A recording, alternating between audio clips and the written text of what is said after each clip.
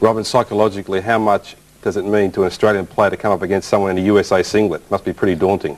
Yeah, well, not only that, Kyle, is it that they know that they have to win to make it through. So, you know, having the USA to play them, they know what kind of task that is. They've just played them at the Goodwill Games, so they know they're a talented team. They've watched them all week. Yep. But to come up against them in a do-or-die game, that's really tough. Pretty tough.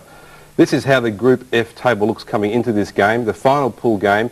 Remember, the top 4 teams progress to the quarterfinals. We can tell you that this is the final game. Earlier in the evening in Piraeus, Spain beat Lithuania in overtime to go to the top of the group. Sadly for Australia, Argentina beat Brazil, which was crucial because that means at the moment Argentina sit above Australia by virtue of the head-to-head result which they achieved on day 1 of the tournament. Dean, that means Australia have to now pay the price for dropping that game early in the tournament. They have to beat the USA, whereas in a normal situation, if they had beaten Argentina, we would have had the head-to-head record. Well, if Brazil would have done the right thing by the Aussies and beaten Argentina, we'd be a little bit more comfortable going into this ball game. But having said that, USA want to win this ball game as well, so they can finish top of the pool. So when it comes to the 3rd round, they'll have the opportunity to play the 4th place team in the other pool. So 1st place 4th and 2nd place 3rd. But it's a big game. It's almost like a mini gold medal game for the Australians right now. You win this ball game, you can progress. If you don't, you're playing off for 9th place. Robin, the motivation of the USA team, obviously they want to go and win the gold medal because they have predecessors of the Dream Team who did that, but now knowing they can take top place, that means they've got plenty of motivation to play hard. Oh, for sure, and plus they've been beaten at this tournament, so you know they're not any certainty to go with the, go and get that gold medal. So certainly they want to be as far above that ladder as they can. Okay, let's move on, Dean and Robin, because victory yesterday over Brazil took Australia to a 3-2 record, and finally the Boomers were full of confidence once again. Andrew Orsatti has filed this report from Athens. Under the watchful eye of their lucky charm Michael Jordan, the man who can fly, Australia has developed its own set of wings.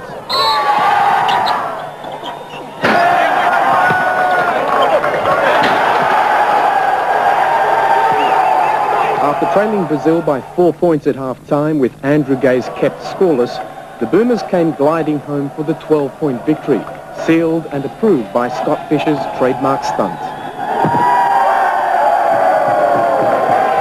Yeah, we did start slow. Second half was very good, and we've been concentrating on the last 5 minutes, especially the last few games. We probably got let down in that area in the first 2, so we've really been concentrating on getting good baskets in that time. Who and where the baskets came from were irrelevant. Usually Gaze and Shane Hill are among the points, but they were being suffocated by Brazil's tactics in the first half. That left Paul Rogers all alone inside for a game-high 20 points. We tried to just concentrate a lot on Hill and Gaze and forgot a little bit about your big men inside, and we allow them to have some easy shots, and that's what got tough on us, You know, Shane and I are pretty good decoys out there, and that's probably one of the biggest compliments you can have. If you're a good decoy, it means you're doing something right. There was still no stopping Gaze and Hill from posting 16 and 13 points respectively. Now the quarterfinals are within striking distance. 4 teams will miss the quarterfinal cut after the next round of matches. Brazil and Canada are the only certainties. Australia's in real danger if they lose, depending on other results. But they definitely advance if they beat the US, something they haven't done in 9 previous meetings at major international tournaments. For the first tournament since the '92 Barcelona Olympics, the American Dream Team is absent. A competitive squad has been formed regardless. The ones to watch: Wendell Alexis, Player of the Year in Germany; Jimmy Oliver, a big 3-point shooter; point guard Michael Hawkins, back in Athens after a stint with club side Olympiacos; Brad Miller, his first year out of college and heavily scouted by NBA teams; Jason Sasser and Jimmy King, 2 stars of the country's 2nd division. A team vastly different to the one which beat Australia in the final of the Goodwill Games. This team is probably better than that team. They're certainly more experienced, and those guys have been playing in Europe for a long time, so they know the traps. 3 wins in a row, the Australians now seem fearless. After all, they have Michael Jordan in their corner. He's been a little good luck charm for us, and we all give him a little rub on the head before we go out, and it's working so far, so we're going to stick with it. Anything will do to get across the line. Now, in that big win over Brazil, the Boomers centre Paul Rogers hit a game-high 20 points, giving plenty of inside scoring power. Here's more on Paul Rogers in our player profile.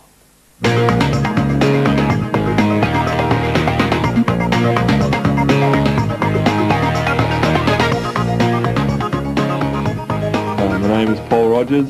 I was born in Adelaide, South Australia. I'm 7 foot tall.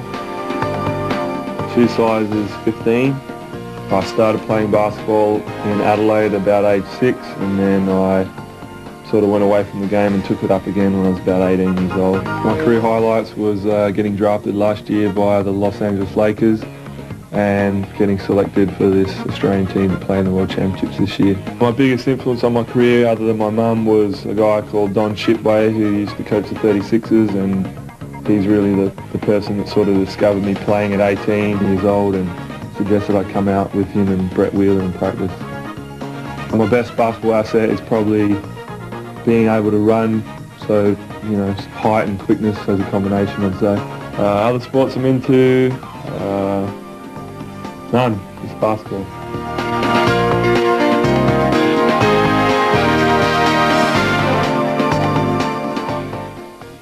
Yes, Paul Rogers has been a revelation both of the Goodwill Games and in this tournament in Athens.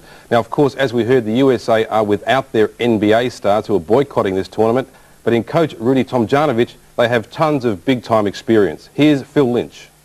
Think of this Australian team. Well, I think they're very good. Out of all the tapes I saw from the Goodwill Games, I thought they were the best team coming in. They have big people that really compete. We know Paul Rogers from playing in the States, and of course, two of the best shooters in the whole tournament, and Andrew Gaze and their point guard Heel. So, you know, three-point shot's going to be a big concern, but also the inside strong play of the big players. From the way your team's been playing, it's going to be pretty much a perimeter game. Well, we have been hitting the three-point shot, you know, because we do drive at the basket and attack the basket hard. And they have to make an adjustment or else we get layups. So fortunately for us, our outside shooters have been really nailing them. What about the post play? I mean, there's no real inside presence that you've got there. Yeah, we don't have a team like I have back in the United States with Akeem down low, but our big guys can still score, and great offensive rebounders.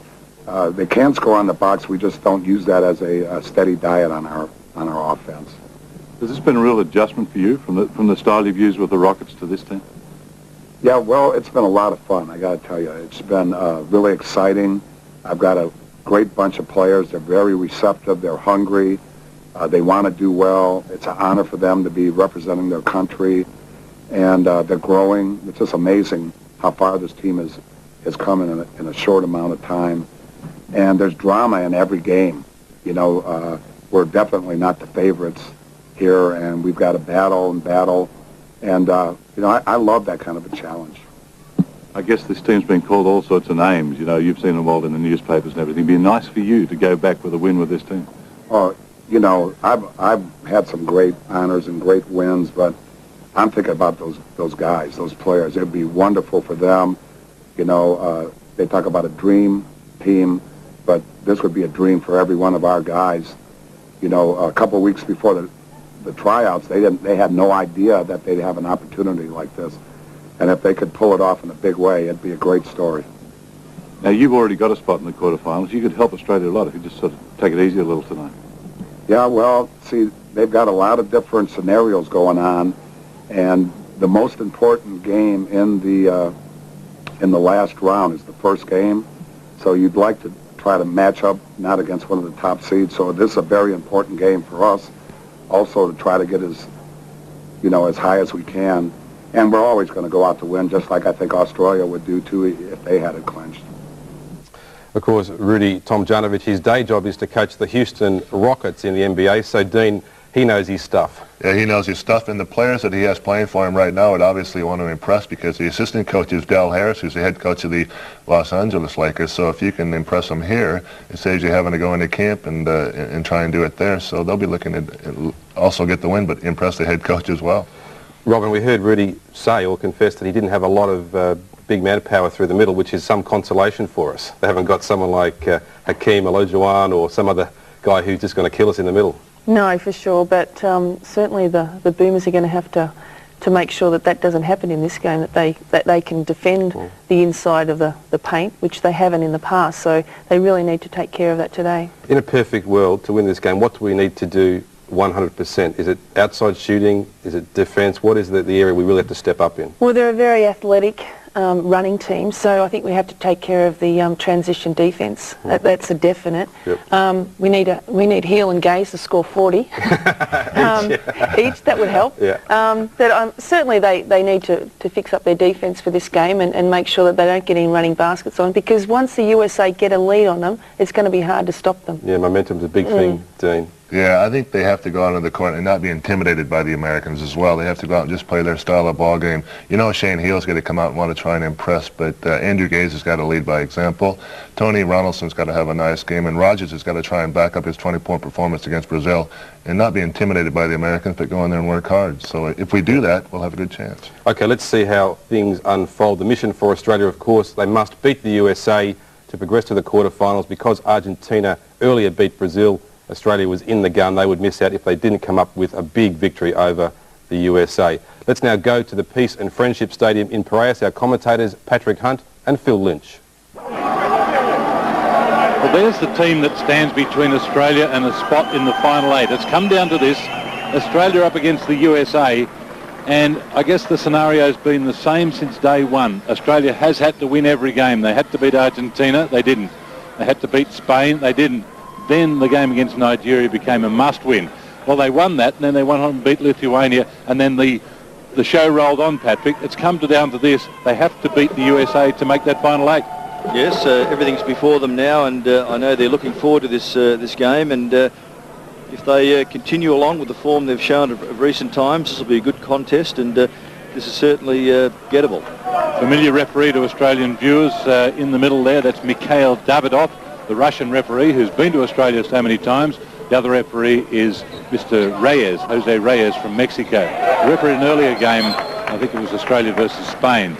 And now it will be an American ball. The US will take the ball. They've started with Michael Hawkins, Jason Sasser, Jimmy Oliver, Gerard King and David Wood. This is Sasser with the basketball. And the man handling it is Michael Hawkins, who's a very able point guard. Wood springs loose, and he's been looked after by Tony Ronaldson. Sasser looking for a way to the hoop. Both teams in man-to-man to start the game, and a fine power drive there coming from Jimmy Oliver. Oliver, who can score from outside, he can really drill the three. I'm sure we're going to see that a little later in the game, but went to the hoop well there on that occasion. He's the leading scorer for the USA team in all their games so far, Oliver. Three-point shot from Shane Heal, and he swishes the first one. 3 plays 2. So Heal knocking this shot down to open up the Australian scoring. And talking to Coach Rudy Tomjanovich today, he was very much prepared to key on the outside shooters, Gaze and Heal. Well, that's certainly no surprise, but that time they didn't quite get to Heal. Hawkins looking to penetrate, and Rogers comes across to help out. Didn't quite go far enough, but ends up with the rebound, and Rogers gets Heal going. They've got a 4-on-3 if they can take advantage of it. Heal had a look at his opportunity and trying to dump on the inside to Vlahov. That will be an Australian ball. Australia in the second half cranked up their offensive tempo, and I know they're trying to look at starting off with a stronger tempo in their game at the beginning of this game. Vlahov with Sasser in front of him and decides to feed out to Rogers, and the US team already starting to press the Australians a long way from the basket. Not far enough to stop the shot of Shane Heal, and Vlahov wins it back for Australia, and a loose ball foul goes against the big man in Gerard King. 2 Kings on the team. We'll see Jimmy King a little later in the game, but Gerard King is the man who plays in the middle. Interesting battle in the middle too, because Australia came into this tournament with a fairly inexperienced centre trio. Well, the US, if that's their Achilles heel as well. Vlahov, long range 2 for him, and he sticks it. It's good to see Andrew Vlahov square up and take a look at the basket, because he's become a little bit offensively shy. And a little jump hook that goes up and down from Gerard King. USA are one of the best, or the best statistically running team in the competition. Phil, they zoom the ball up the floor and they look to score off transition or a screen and roll play at the top. similar to the one that we've just executed there. 3-point shot from Andrew Vlahoff was short. I called the early one from Hill as a 3, but it was a 2. So 4 points all, and a hand in there from Andrew Vlahoff on Jason Sasser, and the US will keep the ball. And again, we see USA zooming the ball up the floor quickly, looking to get a quick score and using their transition as much as possible. Wood to work here against Ronaldson in the low post, and Wood almost wins that one, but it's run down by the US at the back.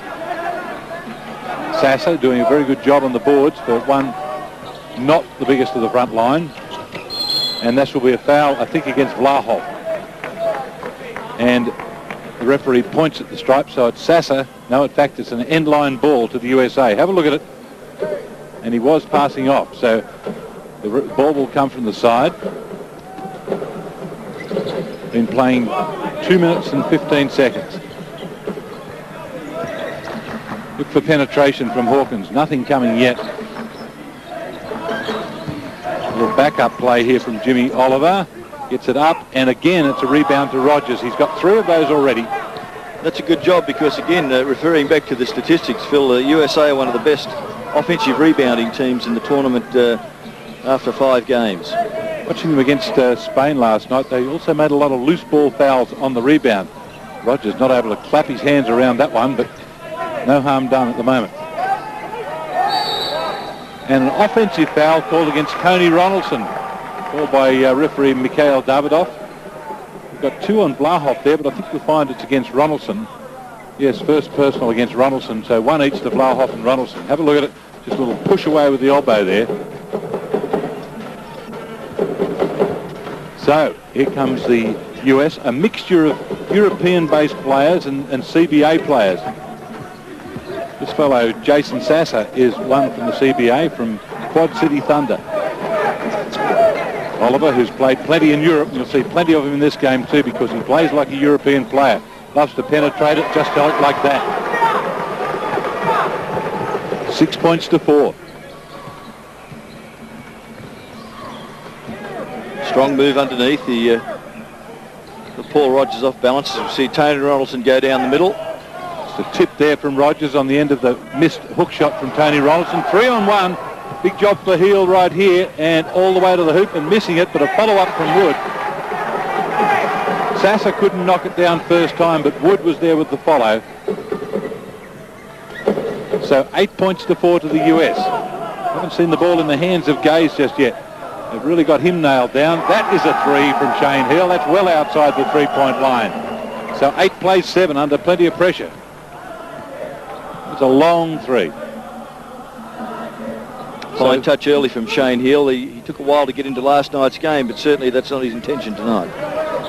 He might like to show that his season in the NBA wasn't lost, and again, that time the foul goes against Gaze, just a little holding foul there on Sasser. But again, I was talking to the coach today, and he was interested in how Hill's progress was since he had that one season in the NBA, and of course Heel will now be playing in Greece after this championship. He's got a job here with a team called Northeast, who are a new team to the First Division, and it'll be a big job for Shane because a lot will be on his shoulders with just a few local players. They don't have another import just as yet. But what a career this man has had. Rudy Tomjanovich with the US team. Been 27 years with the Houston Rockets organisation as a player, through the staff, through the assistant coaching ranks, and the last 7 as coach, where he picked off back-to-back NBA championships. Patrick, it's a nice record. Tremendous record, and he's been a great ambassador for the game as well, and it's pleasing to see him out here with these bunch of USA players. Not the same team that he thought he'd be having here with the lockout, as we see number 7 there, Jason Sasser, going to the hoop, missing that, but a good follow-up on the offensive boards by David Wood there. Yes, I'm sure this would be, I mean, apart from his couple of NBA championships, if Rudy Tomjanovich can pull this off with the US team, the kind of team he's been given. They've been called a team of misfits and not such a dream team and all those sorts of things in the local press here. And if he can pull off this championship with it, it'd be a hell of a feather in his cap. You see the man next to him on his right, that's Del Harris, the very familiar figure of Del Harris with the white hair. coach of the Los Angeles Lakers. This fellow's fairly familiar. Barry Bonds is head charge of this team for a number of years now, and a team that's finished 6th, 5th and 4th in the last 3 Olympics and World Championships, and looking for a place in the final 8. They certainly won't want to finish worse than 8th. Be a bit of a blight on Australia's record in the last 10 or so years. But at the moment, they're facing the USA for a place in the final 8. The USA going to an on-ball screen here. They're just looking, trying to get it in low. Sasser on the roll. Well, he's showing plenty of moves to the Australians so far and causing plenty of problems. 10 points to 7. And Sasser doing all the work. Vlahov almost turning it over, double teamed and gives it away again into the hands of Oliver, and Oliver dunks it. Full court pressure from USA. Total denial on Shane Heal. Pressure on the ball. As we see Australia getting ready for this. Long pass in and 2-on-1 down here. Oops. Behind the back pass was way too long for Andrew Gaze, and problems starting to creep into the Australian lineup as the US starting to put a little bit of a stamp on this game in the opening 5 minutes. 12 points to 7. And Australia will have to dig in deep now to get through it. Sasser with Gaze on him. Help out from Rogers, can't get the pass around the corner, and 3 seconds is the call.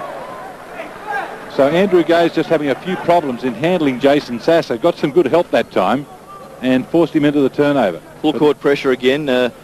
We see Tony Ronaldson bringing the ball up. Shane Heal denied the ball by Michael Hawkins. Rogers doesn't usually play that far from the basket, but he has to help get the ball into the front court. Now Gaze, Heal for 3. Launches it, and all net from Shane Heal. 12 plays 10. Australia still trail it by 2 after 5.5 minutes. That's a long 3 again, so he's really feeling it tonight in the early part of the game, Shane Heal. Hawkins, short off the front of the rim. Gaze's rebound. Haven't seen Andrew Gaze get into the scoring action yet. I can't recall a shot from him just yet. In fact, he hasn't had one. There's his first. There's his first. 12 plays 10. Sasser again with Vlahov on him this time from the baseline and knocks one down. So Jason Sasser, CBA player, doing plenty of damage in the early minutes of this game. And Tomljanovic was looking for his European-based players to carry most of the scoring load. And a reach-in foul there goes against Sasser. But it's the fellows out of the CBA like Sasser doing the job at the moment. We've seen there from Ronaldson to get rid of Wood. Heal again. Got his feet underneath him and controlled at the back. Sasser breaking it out of the backcourt. Oliver doesn't take the 3, but on ball for 2. 2 from Jimmy Oliver and another rebound to Paul Rogers. Doing a great job on the defensive boards for Australia. See if we can get some tempo going in our offense now. Tony Ronaldson into the low post contest. Good pass off to Paul Rogers, but in and out. This didn't fall for Rogers, who had an amazing game last night. Had 20 points on about half a dozen dunks.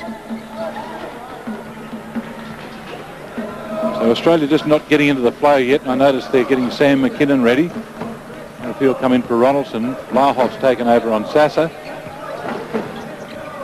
Off the free throw line, short with that. And the rebound, they stripped it off King, and a foul over the back. As it was, Sasser got on the boards again, and they fouled him over the back. And the foul will go against Andrew Vlahov. Sam McKinnon coming in for Andrew Vlahov.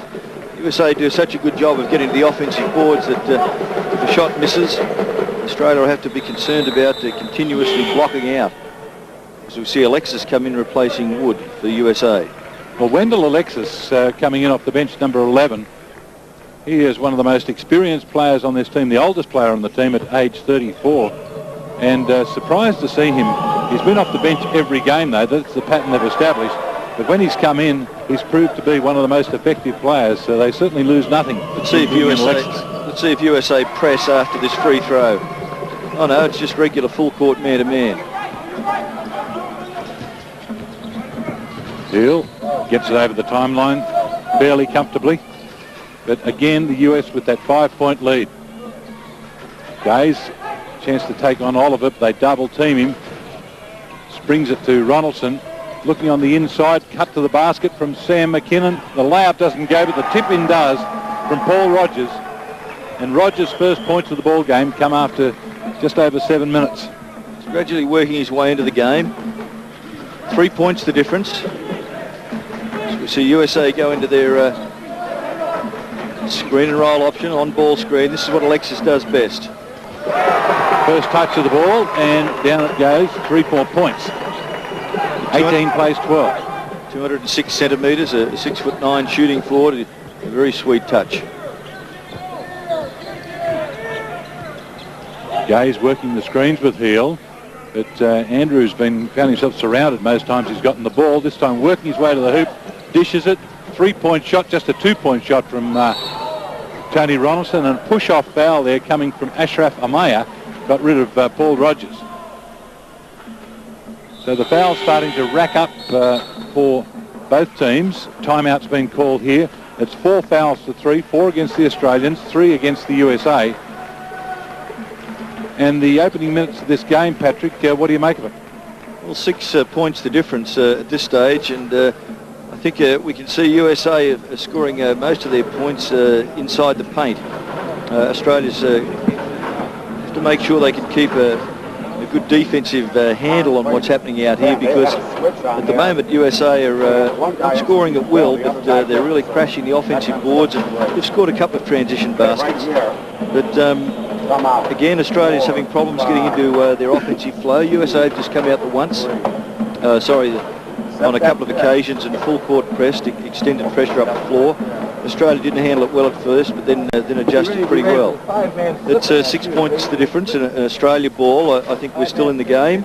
It's going to be one that we're going to have to grind out and do those little things very well. Well, the Aussies should be able to establish in the early part of the game whose hands the ball is going to be in when the shot goes up, because Sasser and Oliver have carried most of the offensive load at the moment. They've only scored 5 and 6, but it's early part of the game, but 11 of 18 points. So the offense is coming through those two. And interesting, they are taking it to the hoop pretty much, because in earlier games we've seen them drive and dish and then make that extra pass on the perimeter to find the open 3-point shooter. Oliver has been very good in that particular area, and we'll see Kawayne Garris come in when he substitutes for Oliver. And he's pretty handy from that range as well. And Michael Hawkins can knock down the 3. The USA is scoring 50% from both the 2 and 3-point range at this point in time, Phil. McKinnon all the way to the hoop and just cannot get it to roll. There's been 3 occasions where Australia have made good moves to the basket, but just not able to provide the finish. Sasser, and sweet shot from the baseline for Jason Sasser. That's another 2. And the USA skip away by 8 on this shot from Sasser. Heel again with the 3. Not that time for Shane, as Hawkins breaks it quickly out of the backcourt. Australia back in numbers. Ronaldson closing on Alexis, and help out there from Rogers, but they ended up banging. I think they've fouled Ashraf Amaya, and the foul will go against Andrew Gaze. So substitution coming from the Australian bench, and in comes Scott Fisher and takes out Ronaldson. Garris is number 6 coming in. He's replacing Hawkins at the point guard spot for USA, Phil. The foul actually was against Sam McKinnon. Oliver. Australia into a zone defence now. We'll see if USA adjust against this. It's the first time I think Australia's played a zone in the tournament, and it's not unexpected against a team like the US, because a lot of these fellows haven't played against a lot of zones. Well, Alexis is the man they normally go to, but straight away we see Kawayne Garris pop one in from the top. I mentioned Garris coming off the bench. He really can drill the 3. Big break now to the US, 11 points. And Australia with a heap of work to do to try and work their way back into this game. Rogers, no way to the hole for him. He is surrounded. Backing up there, but finds a way with a little manufactured shot. McKinnon got a hand on it. Rogers again, and they fouled Rogers. So good effort from Rogers and McKinnon to stay after the ball after what wasn't the greatest shot from Paul Rogers to begin with. The foul goes against Wendell Alexis. Battling away inside. Good work from Paul Rogers. We see underneath, fakes, and there's the foul on the arm by Alexis. Unfortunately, Patrick, and not a lot coming out of set offense from the Australians. Just a bit of native individuality is getting them done what is happening at the moment. Well, every shot that Australia's taking is a difficult one, Phil. And this is something that the USA defence is, I guess, is set out to do, is to take Australia out of its offensive pattern and make every single shot a tough one. And it's as if we don't get any easy baskets, as we see Chris Anstey coming in for Paul Rogers. See if Australia stays in this zone now. Rogers sits with 4 points and 6 rebounds. It's a pretty good contribution on the boards in the opening 10 minutes. Yep, Australia is still in the zone defence, a 2-3 zone. Inside they go, get it up, the shot from Sasser, and a foul again on the play. That time they were able to get the ball inside the zone where it's not supposed to be, and the foul goes against Scott Fisher. And we're going to see 2 shots from Jason Sasser. Sasser, who is one of a number of players in this team, looking to get back with a chance at the NBA. Most have had a game or 2 in the NBA, or at least had a pro tryout, and of course found their way to the CBA. Sasser with the Quad City, with Sioux Falls, but a chance for them to showcase themselves again. See if Australia can get into some offense here. This is Australia's set plays. They've gone through Scott Fisher, looking for the backdoor option for Andrew Gaze, not on. Need a score this time down the floor. Sam McKinnon up the front of the rim and tipped out by Fisher into the hands of Sasser. We've seen plenty of the basketball. Garris all the way across there into the hands of Jimmy King. Penetration, short, and on the boards there was Ashraf Amaya to finish it off. Gaze trying to catch them at the other end and does catch them. In fact, catches Jimmy King. 26 plays 14. That's a big lead right here off this little move there from Amaya over the back. And a timeout called by the Australian bench as they watch that score balloon at the moment. And really, this is last chance. This is, there'll be no tomorrow as far as making the top 8 goes. And on that scoreline there, it's not the start that Australia was afterwards. A very, very difficult team to reel in, the USA. They're very good at the finish of games. I've watched them in a number of games this week. And while they've trailed early in a lot of games, they've been slow starters. Not so tonight. But they've been very, very good at finishing off teams. Yes, they've a discipline unit for the short amount of time we've had, as we see Rudy Tomjanovic giving some players their instructions. But again, Phil, they play a very simple game. They've only been together a short period of time. They're a different group.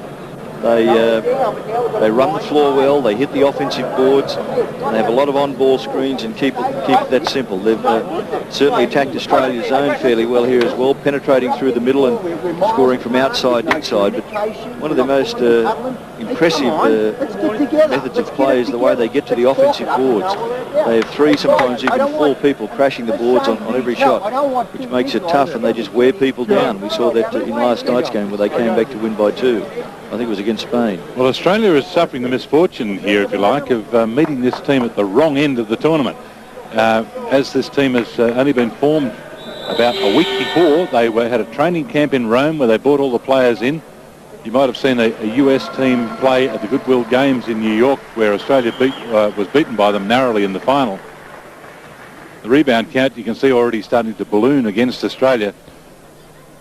But it's a different team that played the Goodwill Games. That was all college. This is a team that's been cobbled together just for this championship. That's not the sort of sign we want to see. Andrew Gaze missing off the free throw line because he is so reliable from that area.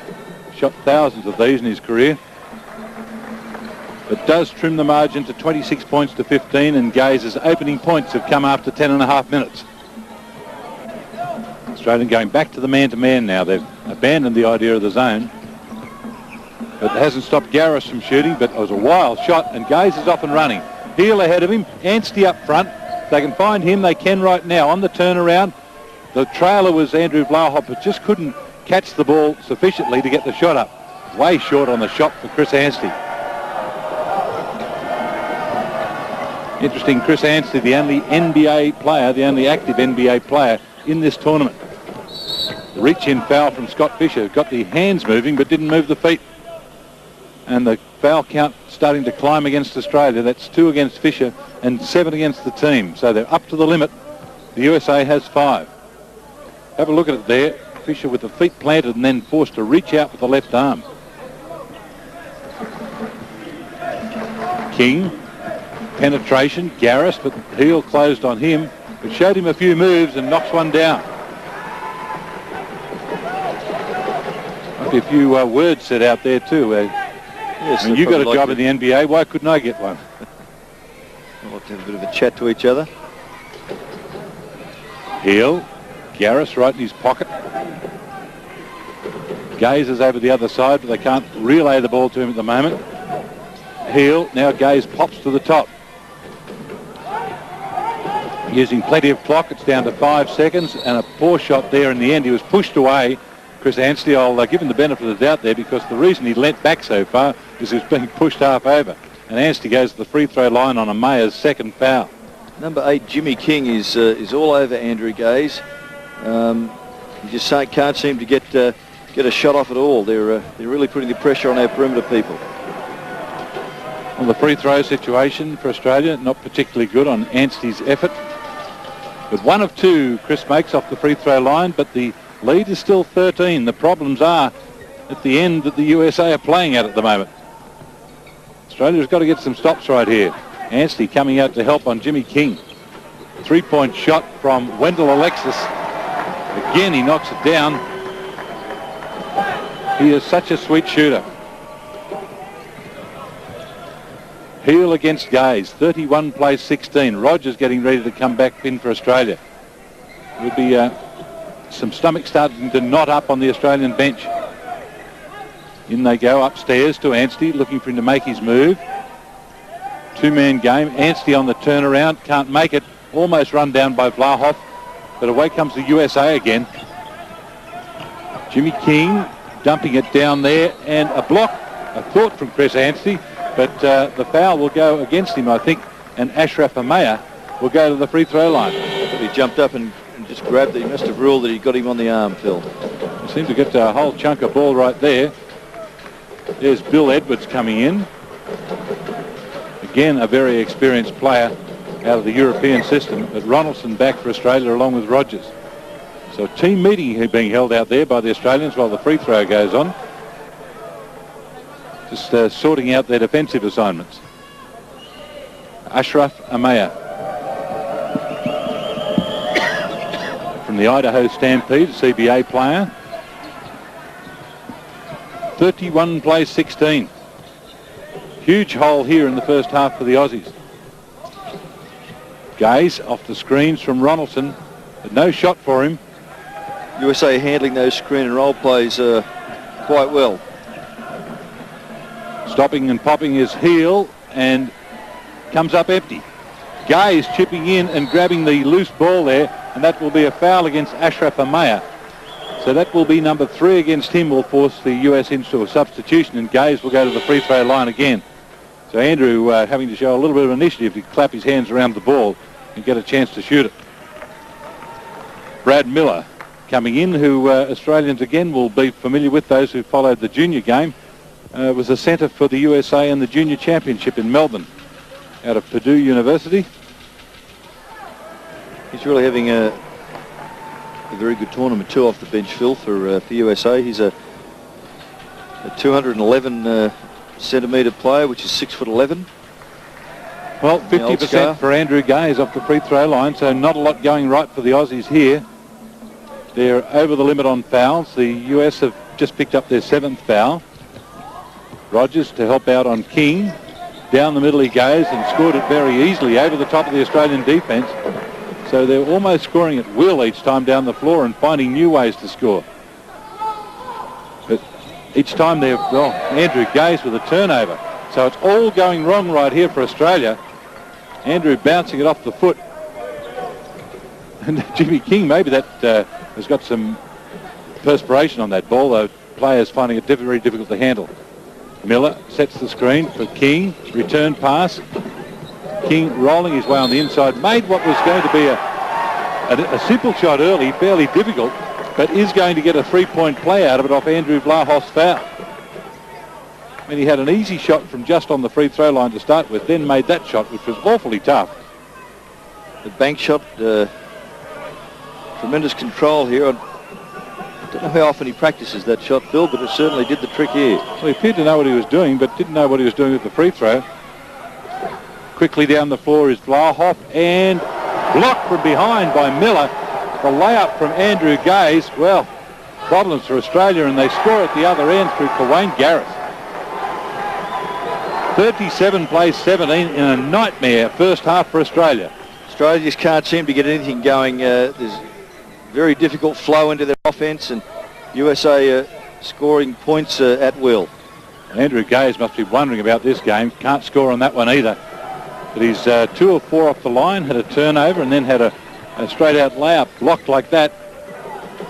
So Andrew not having the kind of game that he's used to. Jimmy King, again penetration. It's the penetration straight through the top, Patrick, is a real concern for the Australian coaches, isn't it? I mean, well, that time, that USA set a screen and roll. The player defending the screen has stepped out to help, and Jimmy King split them straight down the middle and right into the middle of the key. And if you're going to allow penetration into the middle of the key through the foul line, there's no way your help can get there quickly enough and consistently enough to stop scores happening from underneath. And that's what's happening both against our man-to-man end zone defence. Well, the US, there's that block of Andrew Gaze's shot. It was a nice clean one too from Brad Miller. Have a look at it. Gets it up there. Miller from behind. Gaze thought that was home for all money, and Miller from behind made the block. But we've got to pay tribute to this US coaching staff of Rudy Tomjanovich and Del Harris. They've really scouted the Australians well, and their players are playing right to instruction. Each time down the floor, they're looking to split the guards at the front on penetration, open them up and go straight to the hoop if that's possible. If not, it's just an easy dump off to the player at the wing if the help defence comes, and an easy basket. There's a very, very simple game they're playing right now. Yes, nothing too complicated, and as you would expect with a team that hasn't been together long, the coaching staff have kept things simple. And the other coach down there is Lon Kruger, a former head coach at Florida State University. He's a man who's, with Del Harris, does a lot of the scouting and preparation for the team.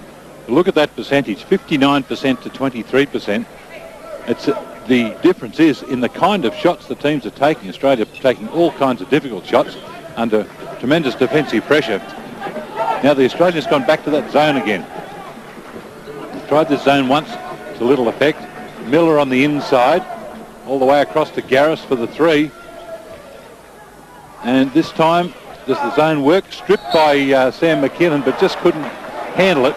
So the US will get the ball again, the new clock. That can be heartbreaking, because just when you play a good defensive set, well, they've got it back. And Brett Maher into the basketball game for Australia. Stops for his first three-point shot. Knocks it down. Back into a zone. Well, the zone worked the last time down the floor, but it's going to have to work a whole lot here, because the difference is 17. 4:44 to go in the first half. Miller on the outside. Jimmy King looking for it underneath. Edwards. Garris looking to penetrate against Maher, but good defense, Maher. Three-point shot from King. If they move the ball often enough, they're always going to put it in the hands of an open shooter, and they've all got the ability to shoot it. King's a sweet shooter as well. He gets into the gaps well, Phil, and as we see Shane Heal go inside. Sam McKinnon, nice post-up move off the glass. Australia finding a little more momentum in offense now. 39 plays 22. Again, the penetration through the front pair, but Sam McKinnon used his springs to pull that rebound down. Ronaldson and Rogers up front with McKinnon. Brett Maher, no shot for him. Heal, there's a shot from anywhere from him. And the easy rebound falls to Wendell Alexis. So Australia living and dying by the sword at the moment, and still that lead is 17. The zone has worked on 2 occasions. Miller, this time Alexis finds a way on the inside, just a standard sort of pass to the high post, find the low man underneath, give it plenty of loft, and Alexis was good enough to pull it in. 41 plays 22. Rogers looking for the return pass to McKinnon, making the move and scoring it. And the foul will, I think, will be against Miller, and Rogers will go to the free throw line. 2 bounces inside and up and under fake, and as he steps through, as we see here and off the glass, a good strong move from Paul Rogers. First foul on Miller. And more subs coming, and this is the strength of this team. Oliver and Hawkins coming back, because the coach they've got such depth that the coach can run them in 5 and 6 minute bursts, and he's always got fresh legs on the floor. Yes, as we look through their statistics, Phil, we see that all of the players are making very, very good contributions in all areas or at least 10 of the players are getting into games regularly, and so we see Australia into a little bit of half-court pressure there after free throws. And they have to change things up. They have to get out of what they were doing. They're falling back into a zone off the 2-3 half-court zone press. Alexis, well, he's just done that to every team in the competition. It's automatic from there, isn't it, Phil? That's as good as his layup. 44 plays 24. The longer the game goes, the more the score builds. And it's reminiscent of Australia versus the Dream Team. This is certainly not the Dream Team, but they're doing the same sort of things to Australia. McKinnon. It's around him. Australia having to really spread the floor to try and just make passing lanes. Good job, Brett Maher.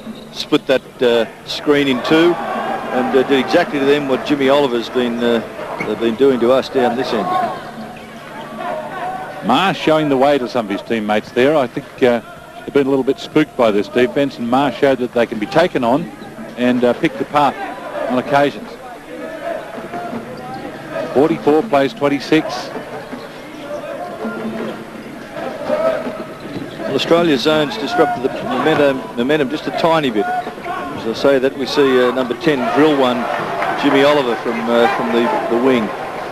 It's almost like a carbon copy. It just depends who's going to finish on the wing at the right time.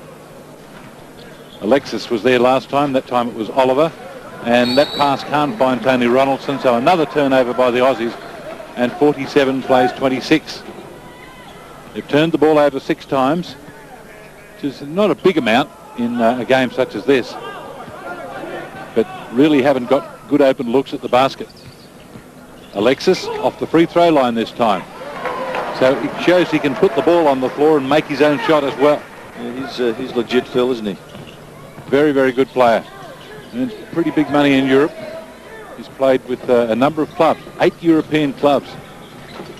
3-point shot from Ronaldson, way too long with it. Rogers, there was a chance for him, but Miller had the position. 49 playing 26 as they shake it loose. 3 on 2. Maher on the left. Stopping for 3, and fine shot from Brett Maher, who's done a very good job since he's come in. Knocked down 2 threes in the 2, and 49 plays 29. Back into his Adelaide 36ers form there, Phil. Well, he and Heel are the high scorers with 8 points, but Maher's only been playing a couple of minutes. Heel's been there the entire time. But he likes to play in the 2 spot for Australia. Likes to play in the 2 spot for the 36ers off the passes from Darnell Mee. 21 seconds remaining in this half. Miller, the reverse lay-in, so they find all sorts of ways to score. Australia with the ball back with, as you can see, under 10 seconds on the shot clock now. And Heel taking the hoop and rolling in the layup on the foul from Jimmy Oliver. And Heel will get the 3-point play. But no great harm done for the US on that play, because it's still a 20-point break. But Australia with 31 points on the board, the problem is the points they've allowed at the other end. Allowing the US 51, that means they're on a 100-point per game clip. Back comes Hawkins fairly quickly. Oliver for 3. And there it is, 54 points for the half. That's way too many to beat a team like the USA, in fact to beat any team in this championship. So real problems here for Australia in a game that they must win to make the final 8 in the World Championships. They're down at half-time, 54-31. So not pretty pictures for the Boomers in that first half in Piraeus, with a quarter-final place at risk. It looks as though, Robin, we have not had the ability to stop that free-scoring USA team. No, we haven't. They're just scoring at will. They're driving past our first line in that zone, and they're just putting it through. It's not a pretty picture, as you said, and something that we're going to have to turn around in the second half to get back into this game. What can coaches do at that point? What can Barry Barnes and co do as far as trying to stop it? Pray. Well, I mean, there's a few things. I mean, you have to rely on your players coming out and playing the good D. I mean, they have to make a decision to play that, and at the moment that's not happening. I mean, they are a talented team, and they're very strong in that area of penetration. Yeah. But the zone I don't think is helping them right now, and maybe a rotation of players might help them a bit in the second half. At the other end, Dean, as well, we've struggled to get shots away. We've struggled to get any penetration inside, and so while the baskets are going freely at one end, we are really struggling at the other. Well, that's the thing, isn't it, Kyle? We're having trouble. We're playing no defense against the Americans, and our perimeter players, Shane Hill and Andrew Gaze, Drew's only had, I think, 3 shots for the entire half, and it's just not good enough. And the shots that Shane's made have been good. He's shooting a good percentage, but geez, he's had a defensive player right in his face, and we're just getting no second looks at the basket. Once we miss it, the USA are out and running and getting cheap baskets on us. We saw that Rudy Tomjanovich obviously has done his homework on Shane Hill, even early in the game. Went to a full court press at one point just to make him work for every possession of the ball. Right. I think leading into this game, he's played 193 of the 200 minutes in the first 5 games. So, obviously the guy's got to be a little bit tired, but the more pressure you put on him, you take the ball out of his hands, and then you play good defense on him and not let him get it back. You have to find other ways to score, and we're just not doing that so far. And at this point, the spread is 54-31. We said pre-game that this is a hard team to peg back. Keeping with them is hard enough, but once they get the momentum up, they've got such a deep bench, they've got fresh legs all the time coming in. So pegging this back is really, really a big ask now. It is, but you've got to rely on what's happened before. I mean, maybe the USA wouldn't expect a press. Maybe we should turn around and press them. Yep. How good are their guards at pressuring, getting the ball down the court? Yep. And I think a bit of a rotation in our court mightn't be so bad, and keep that pressure up on them. I mean, we've got to change the tempo of the game, and maybe we've got to start tempering it up for us. Yeah. Then we made the comment that this isn't the dream team. Thank heavens. Yeah, the way we're playing. Exactly right. But like Robin said, I guess a little prayer at halftime would help. But you can't panic. We first 5 minutes of the second half are going to be very important. And like Rob says, we have to try something else. Maybe go away from the zone defense and play some man-to-man, and maybe put a little pressure on them and see how their guards do at handling the press. And you got to try new things, and like Robin mentioned as well, give the bench kids a bit of a run. I like to see Simon Dwight get in and see how he goes against these guys. Okay, we'll come back and talk about the stats in a moment. That'll be after the break. We'll be back with more, but first, another taste of Greece in a postcard from Andrew Orsatti. Santorini, also known by its original name Thera, is one of the great natural mysteries of Greece. The southern island, based in the Cyclades, is a huge volcano, the center of which disappeared after an explosion in prehistoric times. The capital, Thera, is one of the island's many areas awash with traditional white houses and colorful domes.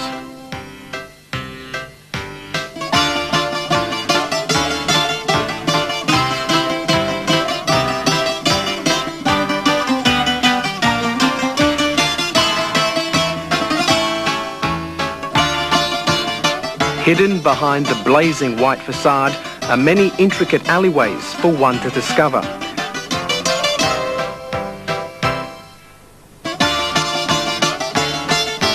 The mystery, however, lies beneath. Legend has it, Santorini was the site of Metropolis, the destroyed capital of the lost continent of Atlantis. Today, one of the more sought-after islands, Santorini offers an array of delights for the senses, from architecture and dark, pebbly beaches to the evening sunset over the northern town of Ia.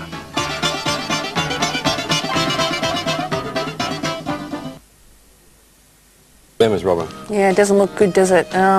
Just about in every category we're failing, and as it tells by the scoreline, we can't go into a half and let them get 23 rebounds and only grab 12 ourselves, and our shooting percentage, we're not getting enough shots up either. We've got to get a few more shots up, especially against the Americans, where they're going to run and gun a little bit and get that fast break basket. And so we need to get the ball up a little bit better and get it through that way. Dean, on the boards, taking a bit of a hammering. Yeah, and you look at the offensive rebounds, the Yanks have got 7, and they probably converted 6 of those because they're shooting 62% from the floor, 66% outside the three-point line. Fast break points, they've had 7 opportunities to convert on 5. We've only had 5 converted 3. So, you know, the scoreline indicates that 54-31, you know, we're fortunate we're not further behind than what we are. And again, the fast breaks, as we said pre-game, the running game, and that's a sweet shooter, Alexis, who came into the game. He has let some sweet three-pointers go, hasn't he, Robin? Yeah, he has. He's been a good player for the whole tournament, and Australia really have to watch Alexis and Oliver in this half and try and keep them, you know, to those sort of scorelines. And Dean, you calling for Simon Dwight to come in? We saw Maher in there, so some of the young guns really have to get blooded now, don't they? Well, yeah, Brett Maher came in. He played the last 4 minutes of the first half at 80 points, you know, coming off the bench. So maybe Simon Dwight can have an opportunity. He hasn't played yet in the tournament. Give the kid a chance. Same with Frank Drimmick. He'd only played 2 minutes leading into this ballgame, so let's give him a chance and see how they go. Now, Andrew Gay's obviously the focal point for Australia. He was fairly well shut down in that first half. Defence is not his strongest point, so really we need to get Andrew to get the ball in his hands, get some confidence into the guy, let him have a few more shots. Well, one of those big men, Rogers or Ronaldson or Anstey, one of those guys has to come out and set a pick for Drury and let him have a good look at the basket. He's only got 2 points up to halftime, and you know, against Lithuania, what do you have, 25 against those guys? The guy can shoot it, and the Americans know he can shoot it, so they need to get him some open shots. You know, Shane's doing a good job, and you know, Andrew needs to be given the opportunity. You can't blame Andrew. You know, if the guy's in his face all the time, you got to step up and set a big pick for him. Andrew Vlahoff or Fisher, you know, use what you got, and if you can set a pick for Andrew and get him open, well, that'll help. Would it be a confidence thing for Andrew? We saw him go on that run against Lithuania, 10 points in no time with, you know, 3-pointers, and he was at the free throw line. But is it a confidence thing? If you've had that sort of barren first half, it's pretty hard to come back, isn't it? It is, but I'm sure that if the guy's got a little bit of a run on, like the 10 points that we've seen him do in previous games, I think that would be the boost that we need right now, obviously.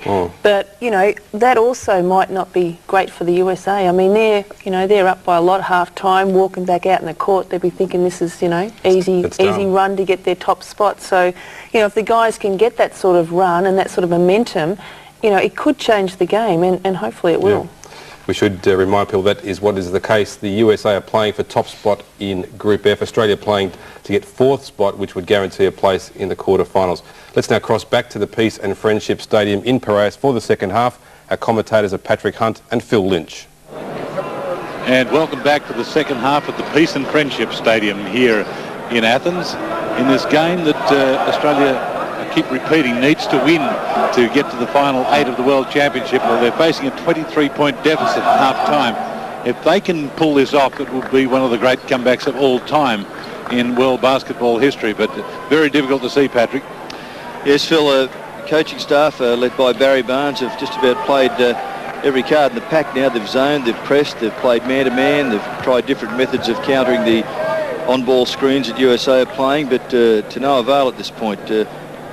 USA have had 27 shots from inside the 2-point area to Australia's 19, and that might tell a tale right there, Phil. Well, both teams back with their starting 5s, and Hawkins is playing at the point against Heel.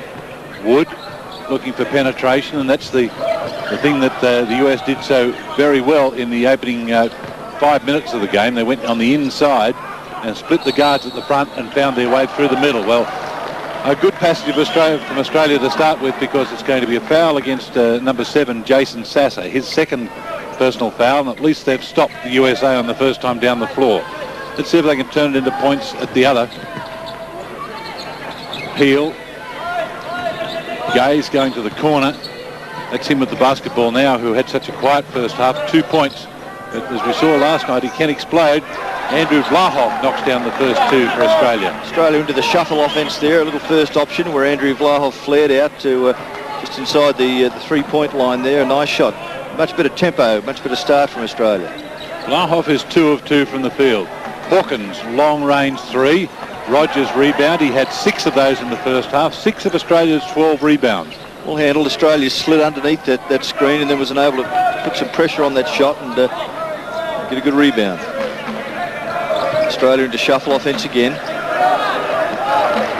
To get it going on the other side as the shot clock comes down towards 10. 3-point shot from Heel. Well, he's shot that ball well from the 3-point range. Shane Heel is 3 of 5 from outside the arc, and he has 13 points to lead the scorers. It's a bird's eye view, a great shot of that 3-point shot from Shane Heel.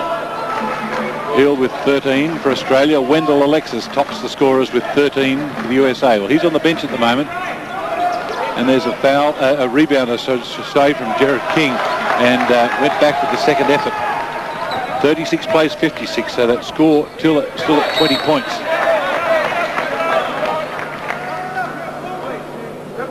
USA in the rebounding department won that in the first half, 23-12. Yes, and they figured big in the 3-point stats too. It's 6 of 9 against Australia's 4 of 10. Alexis and Oliver were the two who did the damage with 3 each. Gaze with a hand on that one. Sasser in the corner. Hawkins. Australia just putting the clamps on the defense a little bit. Now Sasser gets Rogers to work against and draws him into the foul. He had way too many moves for a big man like Paul Rogers. Last 2 plays down the floor, USA have gone to the wing spot and isolated. Here we see Paul Rogers all on his own and not quite able to contain the quickness of Sasser there. The play before, they isolated Andrew Gaze on that wing spot. Hawkins against Heel, that's a better match. Inside they go, but outside it comes to Oliver. Oliver looking to split the guards again, but Gaze had that covered on that occasion. Help from Rogers, but Sasser gets the shot up and in. Jason Sasser is one of the most impressive players in this game so far. Just has the 10 points, but he's done some nice things. He's taken the ball inside and out and rebounded particularly well. Pretty good hang time there, Phil, on that shot. He's a great athlete. Gaze to Vlahoff, gets around Sasser, feeds it out in a fairly ungainly fashion to Heel, but the shot just couldn't quite connect. Sasser showing plenty of foot speed up the floor. Vlahoff was really sucking in the gas behind him. Worked his way out of his shoe and hit the audio men at the end of the court there. But that lead is back to 22. It was 23 at half-time. And that shot goes up and down from Jimmy Oliver. He had 12 points in the first half. Stretches it to 15. And the lead stretches to 25. It's a scoring machine, Phil, isn't he? Him and Wendell Alexis from outside the circle. 2-point shot from Vlahoff. And almost got it to roll. But Wood grabs the rebound and sends the USA away. Again, quickly up to Oliver. All the way across the court to Sasser. Manufactured a shot. It wasn't good enough, though. Now Australia, see if they can make the quick hit in reply. Underneath they go to Rogers, and the foul will be called on Wood. A couple of interesting subs coming in. Chris Anstey and Simon Dwight coming in. Now Dwight has not seen any court time at all in the championship.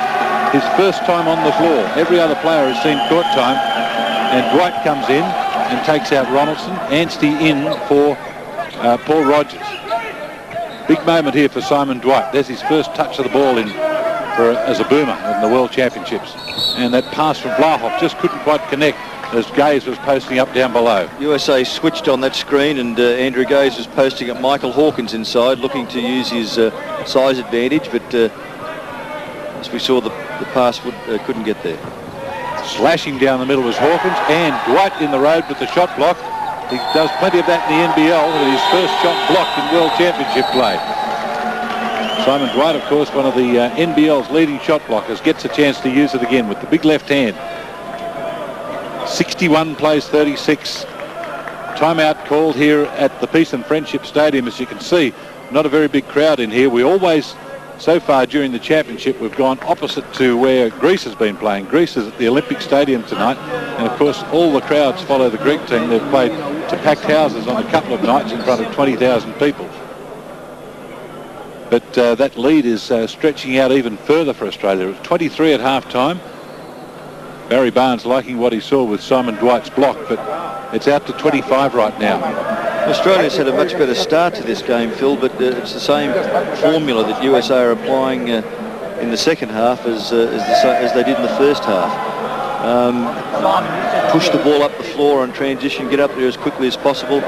Playing the game with what we call an inside-out emphasis, looking to go inside at every opportunity and score from there through dribble penetration or passing the ball around quickly, forcing Australia to have to adjust quickly in defence, then dribbling against that movement, screen and roll, and then crashing the offensive board. So Australia's shuffle offence has been more productive for them at this start, but the avalanche of points continues from USA.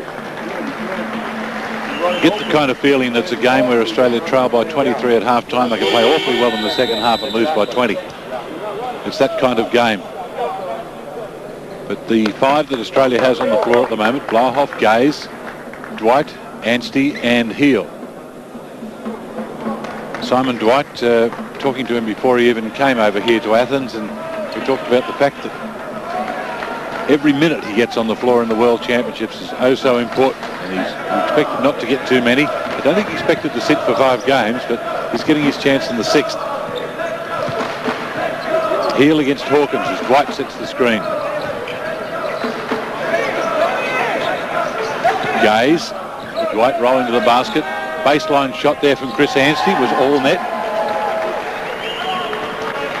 So Anstey getting on the scoreboard there with his first field basket. 3 points to him. And we've got a push-off play, and it might be against Anstey, I think. Michael Davidoff, the Russian referee, making the call. And Anstey, who's in the scoring action at one end, finds himself in the fouling action at the other as he's trying to fight over the screen there. 2 team fouls against the Australians, 2 against the US in the second half. Hawkins showing Heel the moves, but Heel was equal defensively to it. Sasser rolls it off the glass, can't put it down. Gaze is away, but 2 men in front of him and making his way to the hoop, and wouldn't have counted had it gone in because the foul occurred on the dribble. And Andrew Gaze, who never looks quick, but is always quick enough to get head and shoulders in front of his man. You can see him there. He always had his man beaten and always in trouble.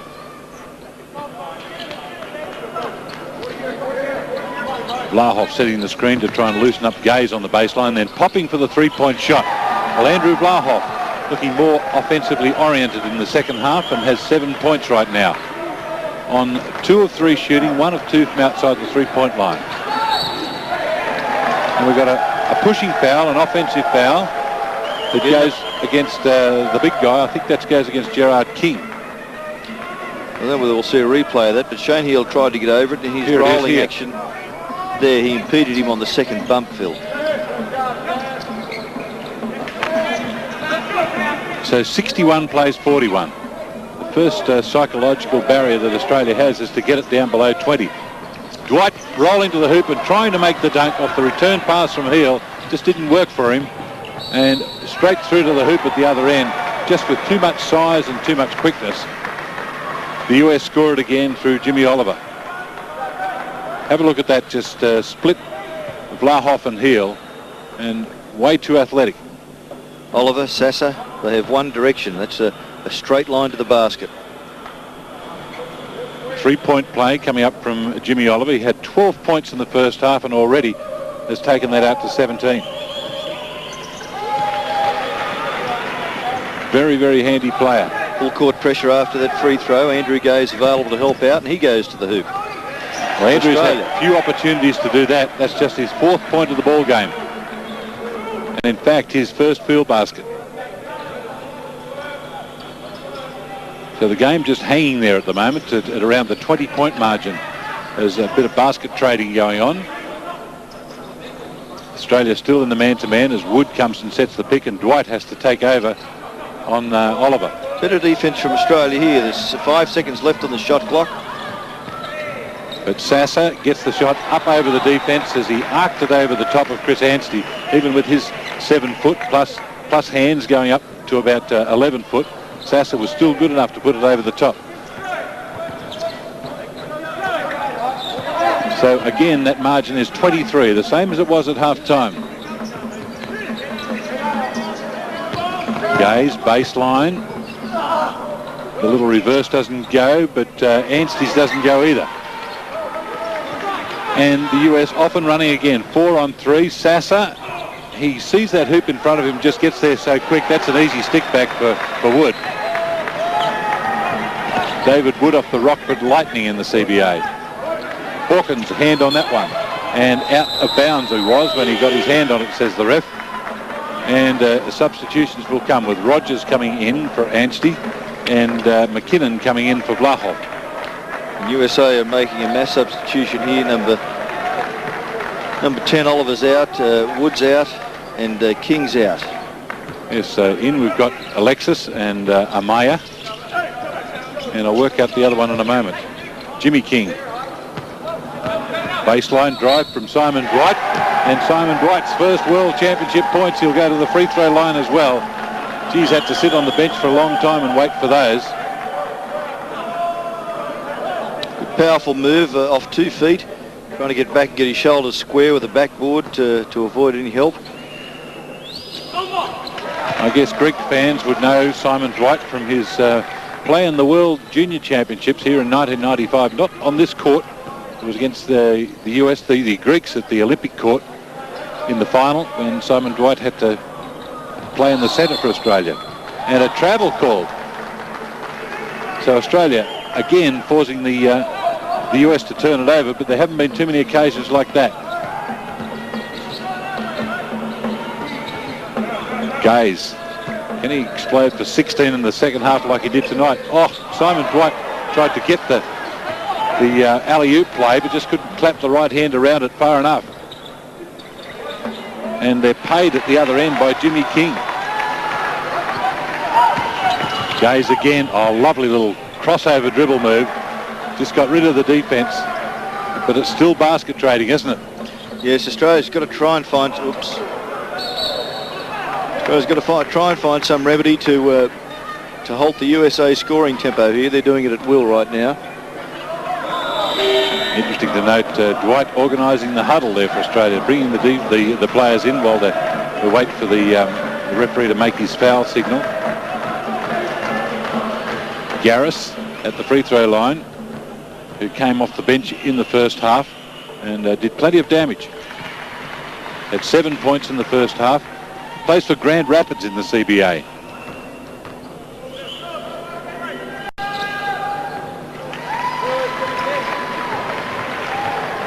.72 playing 48. 8 minutes gone in the second half, and Australia can't make any sort of a dent in that lead. Backdoor cut from Andrew Gaze, and well, finally we see one come off. Yes, that's been scouted fairly well all championships, but here we see the pass to Andrew from Shane Heal, a great pass, a nice finish. Alexis hands it off here to Sasser. McKinnon did a good job to stop him on the baseline. Dwight has the job on Alexis. Sasser on the turnaround put up a poor shot in the end, and the rebound was an easy one for Dwight. Heal dumping along the baseline, but couldn't find Gaze with the pass. The defence there from Jimmy King was way too good. Garris feeding to Sasser in the corner, but opted not to hit Alexis with the return pass. Australia almost look like they're falling back into that zone there, but I think it's still in man. Yep. Again, they've split down the middle. Mayo with the jump hook, misses that. Well, they can't give them that many rebounds and expect them not to score. Sass is the man at the moment, Phil. He's wreaking havoc out there for USA. Dwight, chance to take it all the way to the hole. Can't get the friendly roll. We'll go to the basket. We'll go to the free throw line. Off the foul coming there from Wendell Alexis. And Dwight would have deceived them that time because they wouldn't have seen too much of him. He can do some stuff, and Wendell Alexis with his second personal foul. But still a 24-point margin. 23 at half-time, and we're halfway through the second half, and Australia not making a dent. So you ponder what might happen for Australia right here, Patrick. They're going to go into the 9-12 playoff, and that is unknown country for Australia. In the past 12 years, it was 1986 in Spain where Australia fell out of the World Championship and missed that top 8. They've always made top 8 since they were 6th 2 World Championships ago. In fact, 6th in Barcelona, was it? That's right. 5th in Toronto, 4th in Atlanta. That was a nice little arithmetic progression that was coming in there. But looking for 3rd place here, but it's not going to be. Yes, and there'll be some tough games in that 9-12 playoff, but 10:40 to go here. I'm sure the coaching staff would still be exploring ways to try and get back into this game. It seems like a mission impossible at the moment, but stranger things have happened. But USA are really on a roll at the moment. Their offensive tempo is into full flight. They're in top gear, and it's difficult to imagine what we can do to come up to stop this. We've started much better this half, and already we're competing with them this half. But of course, they've had that 23-point advantage at half time. Well, the lineup that Australia's got out there right now, Gaze and Hill in the backcourt, and Rogers in the middle, we know they can all score. Sam McKinnon had a big scoring game early. He's out there at the moment, and we see the players come back on court after this replay. And Simon Dwight at the free throw line with 8 points. And it seems we have some audio problems in Piraeus. We'll just pick up commentary with Robert Marr and Dean Uthoff with Simon Dwight at the free throw line.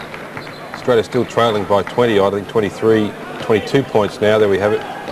And not much change. It was, Robin, it was 23 at half-time, now 22, so just been trading baskets, as Phil and Patrick have been saying. Yeah, we have. You know, like, we're going to have to really come back with some serious defence and some serious pressure. That was Ashraf Amaya with a nice basket, good penetration, and too strong for Paul Rogers inside, another 2 points. It's good to see Simon Dwight in the game. He's done a really good job so far. Hill missing the layup, and again the fast running game of the USA. They've really hurt us here, haven't they, on this fast transition? Yeah, that's right, but then they can set up in a half-court offense, get a nice high pick there. Jimmy King goes hard to the basket. That's an easy 2. 10 points for King. So you see it again, no help defense. Paul Rogers going to block his man off instead of coming on with defense in the shot. Shane Hill's had a fantastic game so far, and he keeps that 3-point shooting going. So 16 points he has now. he's probably been the only one that looks like any offensive threat so far in this ball game. So 78-55, that margin back to 23, which was the difference at half-time. Another easy pull-up jumper from Garris. Yeah. Too easy. They're just setting a high pick, and their big man needs to step out there and get a hand in the shooter's face, and it's just an easy 15-footer. Nice penetration and drop off there, and Sam McKinnon hits the board. 4 points. Back to 80-57, still that 23-point margin. Haven't got it under. I think we marginally got it down to 18 just into the second half, but the USA team very comfortable holding this lead. There we go, Garris again for another pull-up jumper. That's action replay. It's 2 in a row, Dean. There was still no pressure on the shooter. Well, there was a bit more of a hand. Yeah. Shane got over the screen that time, got a hand in his face, but Garris, that's just a 15-footer. It shoots 100 of those a day.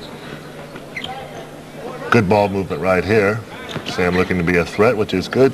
Doesn't get the roll, but at least he's looking to score. And here go the USA on the running game again. Nice penetration. Good fake. Gets Rogers in the air, and who's that? Jason Sassa draws a pair of free throws.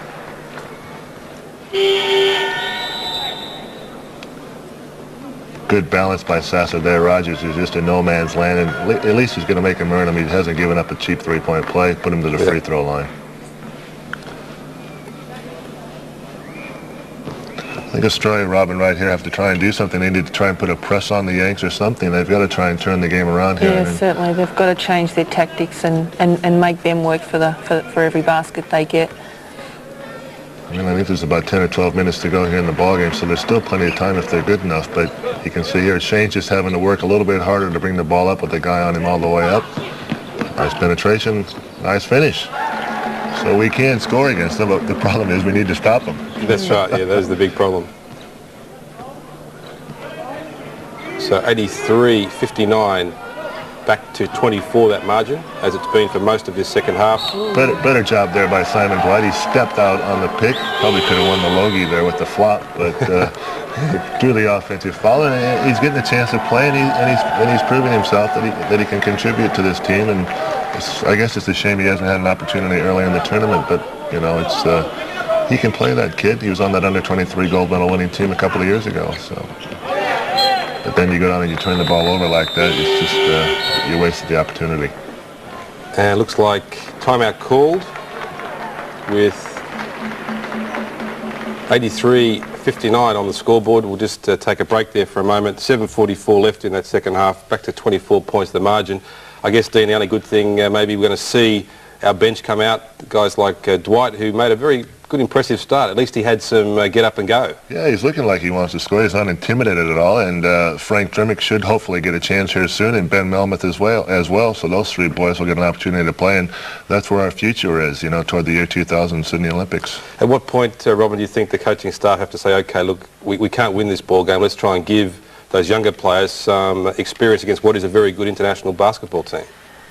Well, well, in this game, there's no time to be saying, you know, they've just got to play the game to win it. You know, like I've played in many games where you're 20 points down with 7.5 minutes to go and you can get back with 2. Right. And you just hope the other team falls asleep. Well, it's not only that. You've just got to change the tempo. But, you know, maybe he has to, you know, play these other players that haven't played and, you know, get some, you know, youth and tempo and, you know, revitalise this team. This was the first minute seen by Simon Dwight. Was that a surprise to you too, that he's been cooling his heels on the bench for the first 5 games?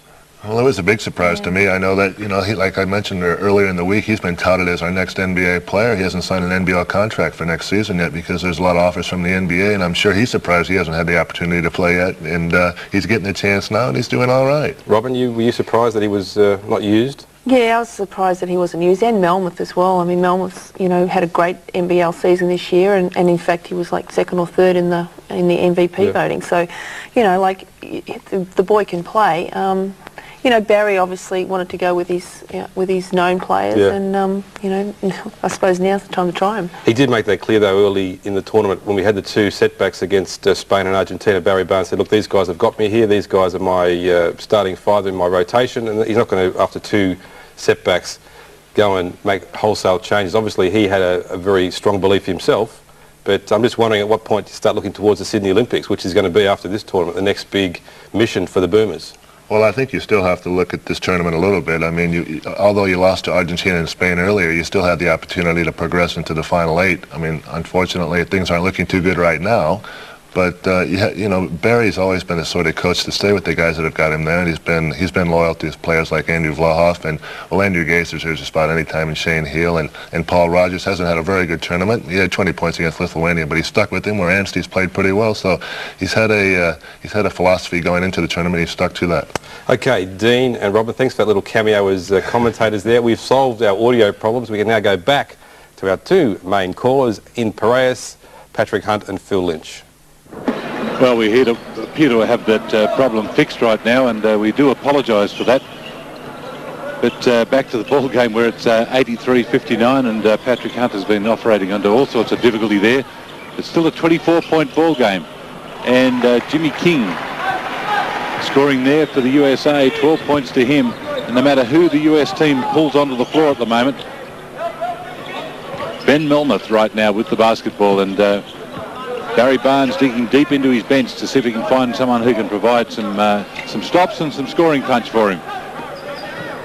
But regardless, Amaya down the middle, just way too big, way too strong, and all the way to the hole.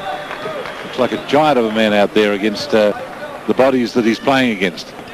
Ben Melmoth looking to post up down low, the screen high from Simon Dwight, but Heal ignores that one. Melmoth on the turnaround and can't get that shot to go. Ma got a hand on it, and this lineup out there for Australia is one that I don't think too many people would have seen wearing the green and gold, with Ma and Heal in the backcourt and Melmoth, Dwight and McKinnon up front. Very young front line, but all 3 have played together with the Australian juniors. Heal lays it up and in and shows there is a way through that defence. It's his 20th point for the game so far, Shane Heal. He's been able to find a way through this tremendous USA defence. Garris showing the moves there to Heal, but Heal staying right in his pocket. Melmoth coming across to help out. Now he's got Dwight to deal with. Dwight got a hand on the ball, dumping it down to Alexis. Again, Melmoth got a hand on that one, so good defence from the young Aussies. It's the young guns doing the job at the moment. Assisted by Heal and to some extent Brett Maher, who's, well, good shot there from Shane Heal, fading away from the corner. I know we've seen it plenty of times in the NBL, but not too many times in this tournament. Just have a look at the precision on this shot. What a great shot. He nearly shot that from the 4th or 5th row on the bleachers there, Phil. So tough when you're fading away behind the backboard. Dwight coming out to push his man right out there and then retreats to Alexis. Australia still double teaming on that on-ball screen then, still trying different ways and means of trying to upset the rhythm of the USA team, as we see Frank Crimmage come in replacing Sam McKinnon. Well, Barry Barnes has to try all sorts of things, and well, Frank Grimmick is another one who's seen very, very little court time. But when you're down by 26 points, it's not much use having players on the bench and wondering what they might have done. And at the moment he's got Heal and Maher out there with Grimmick, Melmoth and Dwight. And if you think about that, that's probably a lineup of the future for Australia. Yes, there's plenty of youth right there, and led by some experience at the point with Shane Heal. But I remember Shane went away to his first junior championships as a 16-year-old back now in 1987, some 12 years ago, and hit the scene with a blistering 22 points against USA in that competition, and he hasn't looked back since. So it'll be good for these players to step in here now, and all of them have experienced World Championship competition before. 2 of them have a silver medal, and 3 of them have a gold medal, both at gold medal from the under-23s last year. But this sort of experience will be invaluable for the future. Yes, Australia, I guess worldwide, has one of the reputations as, well, they've called it a basketball powerhouse in some magazines, and that's fairly accurate. I mean, when you look at a situation like this, and we're going to drop out of the top 8 at men's senior level, but the efforts of the women, particularly the Australian women's team getting bronze at both the World Championships and the Atlanta Olympics, and the Australian junior women have been world champions, and the Australian under-23 men world champions. So the depth is there in Australian basketball, and we're seeing a lot of it in action right here. Heal and, well, coach, referee Davidoff pointed the other way. He was pointing USA way, and was talked back into it by Shane Heal, and Davidoff realises he made a mistake. And he's that experienced a referee, he will admit it when he's made a mistake. Oh, gee, that one he doesn't have to adjudicate on. That one was meant for Melmoth, but Melmoth was headed one way, the pass the other, and it was thrown straight out over the sideline. But you will see some of that in a lineup that hasn't played together. 26-point ball game.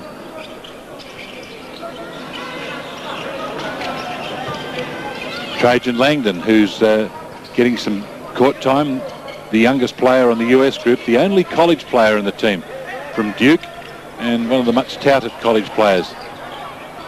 Australia doubling up on that on-ball screen again. See a missed shot there, and Australia's zooming the ball up the court, care of Brett Maher.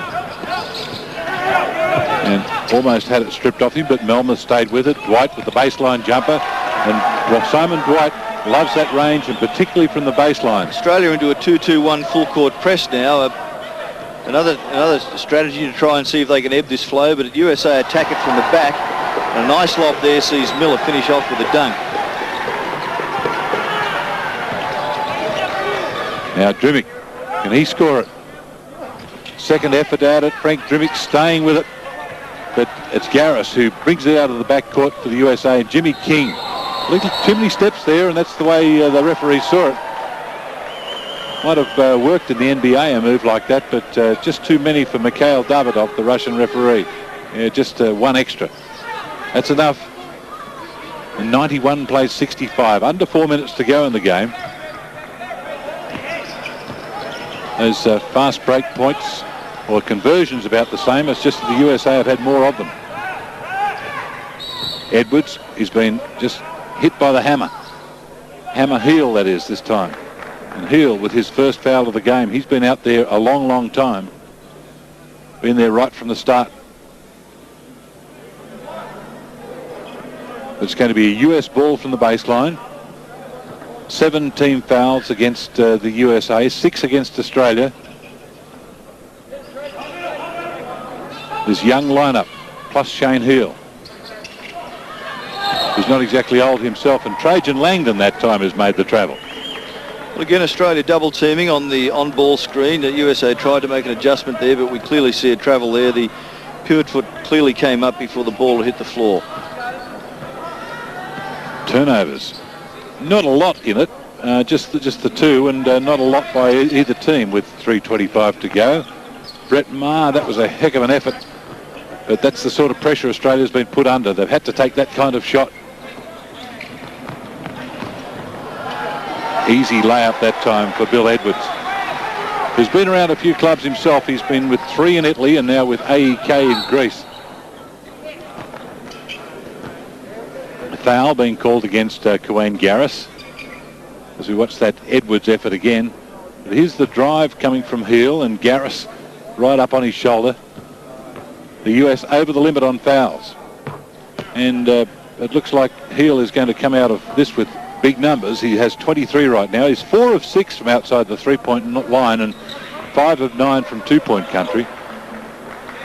Australia back into a zone press. We'll see what happens at the end of it this time.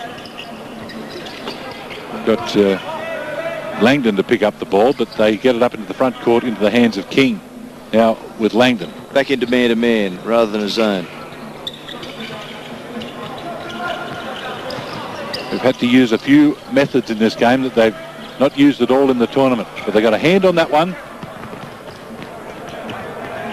Dwight makes the spin down the middle to open up Melmoth, but he can't finish. But Maher it is who chips in for the rebound. Melmoth with a second effort. He'll go to the free throw line on that one. Nice work from Brett Maher to get the offensive boards, turn and face, and see Ben Melmoth on the way to the hoop. And fouled by Brad Miller, and those two would have played against each other, Patrick, in the championship in Melbourne. Yes, I'm sure they remember that game where the tables were reversed. Ben Melmoth, part of that World Championship winning team, along with Frank Drimmick there on his right. Well, Australia have certainly thrown everything at USA, Phil, trying all sorts of defences, man-to-man, zone presses, zones, different ways of handling their on-ball screen, but USA look like they're going to be too strong tonight for us. And you can say that the lineup Australia's got out now there, the young lineup, with the 4 young guns out there with Shane Heel, has not done any worse than their older counterparts before them. Langdon spinning out of the double team there. Melmoth, plenty of help, and Simon Dwight grabs the rebound to get Australia away again. Maher into Melmoth, slipped on the floor and able to roll it in. Recovered well. So Melmoth has 4 points, his first field basket.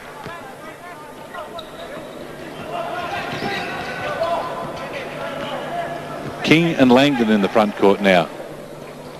Got a fairly small lineup as King handling the ball, because look at Garris, Langdon, King out there. Still will be a US ball, but the big man Miller in the middle, and along with Edwards at power forward. But Garris, who can play about 3 spots, gets it inside to Miller that time and blocked by Dwight and kept alive at the baseline. Well done by Dwight and Maher.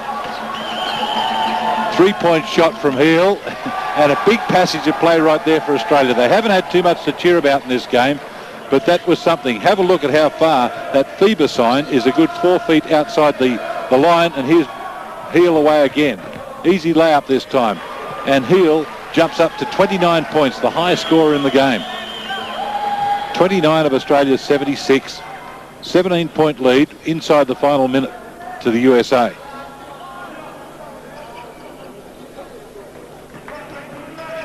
So at least the Australians might have something to smile about in the last minute, but there hasn't been a lot to do in this game. There's a bit of spirit here in the end. The Australians are going down, giving it a good shot. Dwight claps his hands around that one again too. Heel, he's going to finish it off well, gets the lay-in. 31 points to the hammer. 7 of 11 from the field and 5 of 7 3-pointers. It's been a nice day for him, but he needed a few friends. 93 plays 78. As the US book a place in the final 8 and Australia plays the 9 to 12 bracket. Finally, a score from the US. No chance for the Australians to score it. although almost from Simon Dwight from half court. But there's the final scoreline in a game that Australia struggled all the way in, right from the opening whistle. Shane Heal leading the Australians with 31 points. That the US advanced to the final 8. Australia play off for 9-12 on a scoreline that reads the USA 96, Australia 78. Thanks to Phil Lynch and Patrick Hunt in Paras. I'm sure they earned their money tonight. That was a pretty tough ask in that second period. Just confirming a 22-point victory to the USA. That gives them leadership of Group F. It condemns Australia to 5th place, and unfortunately that's not good enough. That sends us to the 9th to 12th classification rounds, which I'm sure our guys are not looking forward to that much after such high expectations coming in. Not a pretty picture, is it? And I'm sure the guys are bitterly disappointed with that result. It's been, you know, years since that's happened. 1986. 86, yep. That's happened. So, you know, I'm sure that they're bitterly disappointed, and it's not a good result for Australian basketball either. Dean, the contest ran out of steam. It was 23 points at half time, 22 was the final margin. It was just a lot of junk time in that second period. It was. I guess if you look at it positively, we outscored them by 1 point in the second half. Okay, we'll take that. We'll grab that one. But it was disappointing. But I guess Shane Heal stood up again. You know, anytime he plays international basketball, in particular against the Americans, remember a few years ago when he had that controversial running with Charles Barkley, you know, and that sort of launched him into his NBA career. Boy, he was fantastic shooting the ball tonight, finishing the game with 31 points. Okay, we'll just check those final statistics from the entire game at the Peace and Friendship Hall. There they are, Robin. Yeah, well, I mean, the USA shot the ball just fantastic. You know, 8 from 12 from the 3-point line. You know, 60% from the 2-point line. You know, it's you know, they had a fantastic game. They must be pretty happy with that result. For Australia, not so great. Yeah, we just got hammered on the glass again. What is that, a 36-24 advantage to the Americans, and just too many offensive rebounds, fast break opportunities. Pretty even there. I'd like to see the turnover count. I think we looked after the ball pretty well there, but defensive rebounds again, we just gave up way too many second shots on the offensive glass. 31 points, a game high for Shane Heal, but then fell away quite badly. Andrew Gaze just 8 points, Brett Maher 8 as well from limited minutes. And good to see Simon Dwight coming into his debut in the World Championships, his big-time debut for Australia, if you like, and collecting 7. I guess we can sit here and say, why wasn't Simon playing in the first 5 ball games? But, you know, like I said earlier, Barry has a philosophy to play the older gentleman first, and Simon's credit, he got a chance, he went out and produced, so good on him. Okay, we'll go and check now the other action on day 7 of the tournament, starting with the other Group F games. Remember, this group was very evenly poised. If we take a look at the Spain-Lithuania game, where Lithuania started favourites, this was effectively an important game. Both teams were qualified through to the second round, but all important to take positions in the quarterfinals because it can affect who you play. There we have Alberto Herreros, 27 points, a game high for Spain, who really has surprised in this tournament, team.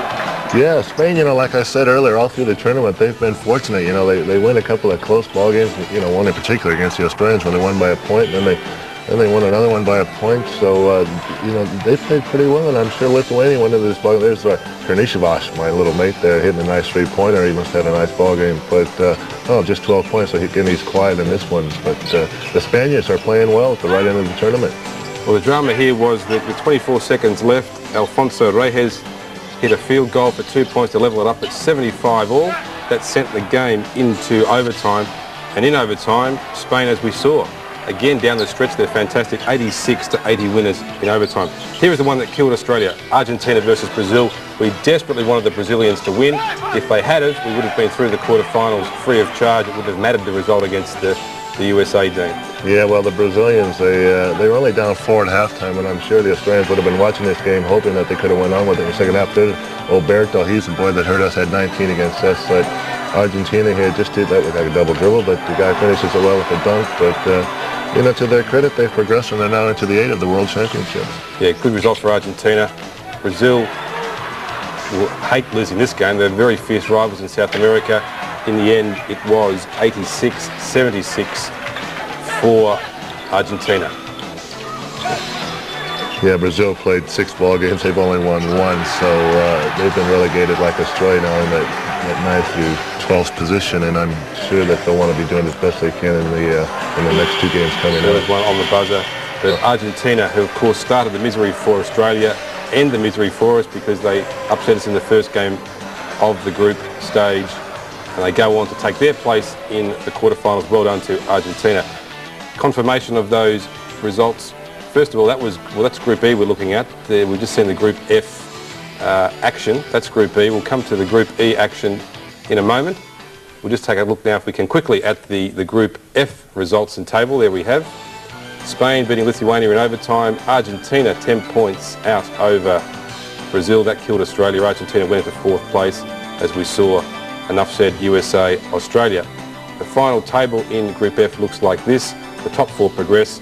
Australia equal with Argentina at 3-3, Robin, but the format is that you go back for a tiebreaker, if you like. The head-to-head is what counts. Yeah, those first 2 games that we lost were really important to us, and when it comes into the into that final group, it really counts. And as you can see by the table, it really hurts us. They do haunt you, and the USA went on to win the group. Now let's take a check now of those Group E games, with the action first of all coming up. We'll take a look in a moment at the action. Here we go, Russia and Canada. This was academic, if you like. The Canadians had no chance to progress to the second round. The Russians were playing really for their position to get as high as they could on the table. They were already qualified into the quarterfinals, Dean. Yeah, well, again, this ball game, there's only 4 points in it at halftime, and any time you play, you want to do yourself well, especially when you're playing for your country. And the Canadians would have liked to have won this ball game, but unfortunately they went down by 9 and they finished 81-72. So Vasily Karasev, 21 points for Russia, but this is a real hot game. Italy, Puerto Rico.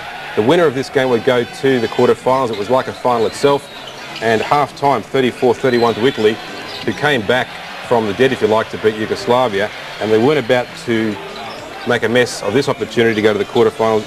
Gregor Fuchka, 15 points, was a hero for Italy. Carlton Myers, who we believe is a naturalised Italian citizen. That's nice right there. He went the full length of the court and finished it off with 2-hand slam dunk, and he's a happy camper after he's finished that. And you see Italy run out winners 68-63, and they'll be progressing into the final 8. So great celebrations for Italy. They knew that meant they were guaranteed into the quarterfinals. Yugoslavia, Greece. This one was for a jostle for positions in the group. And again, fantastic support for the Greeks, but they didn't have a stack else going for them in this game, Dean. No, they come up against a very good Yugoslavian team, and sometimes a six man, the crowd can help you, but it didn't help in this ball game. And Yugoslavia just too big and too strong, finishing the ball game out 70-56, an easy, convincing 14-point win. Good support also for Yugoslavia. Robin, do we need to reassess in the light of having seen the USA team? Can they now come and upset the balance at the top with Russia and Yugoslavia? Can the USA team now come and be a real contender for the gold medal? I think that USA team have always been a contender for the gold medal. I think that Yugoslavia now with, 1 loss, in the tournament, I think that that's going to be a real game to see the Yugoslavians play the US, yeah. Which we may yet see in the semis or the final possibly. Here is Yugoslavia again. Tremendous athletes. They've produced many fine basketballers over the years. Let's just confirm the Group E results. Russia, as we saw in a game that didn't have much consequence, over Canada. Italy, 5-point winners over Puerto Rico. That was to claim the 4th place in the group. Well done to Italy, and I'm sure they'll make their mark. They come up against USA in the quarters. We'll talk more about that in a moment. And Yugoslavia deflating the Greek bubble somewhat. That's 2 losses in a row for Greece, and I don't know whether that's going to make the hometown support go off a little bit, Robin.